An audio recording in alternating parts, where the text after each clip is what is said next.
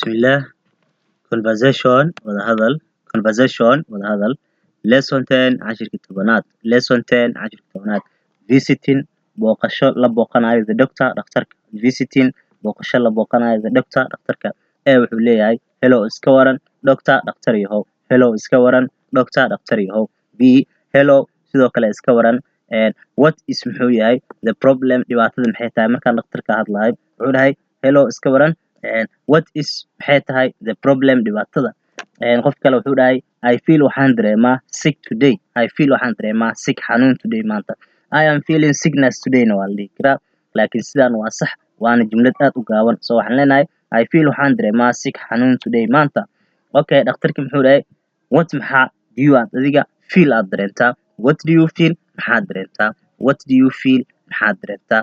okay bukaankii wuxuu leeyahay I feel waxaan dareemaa headache madax xanuun headache madax xanuun headache ma dad qaar headache dhahay meeshaan laakiin waa headache stomach ache sidaas lagu dhawaaqaa ereyga ache ayaa lagu dhawaaqaa waa xanuun so waxaan leenahay I feel waxaan dareemaa headache madax xanuun ayaan dareemaa okay muxuu dhahay dhakhtarkii do you have ma qabtaa misna ma leedahay a fever qandho ereygan fever ma fever ayaa loo aqriyaa so waxaan leenahay do you have ma qabtaa misna ma leedahay a fever qandho bukaankii muxuu dhahay yes ha a little xoogaho ama wax yar yes ha a little xoogaho ama wax yar oo qandho ay jirtaa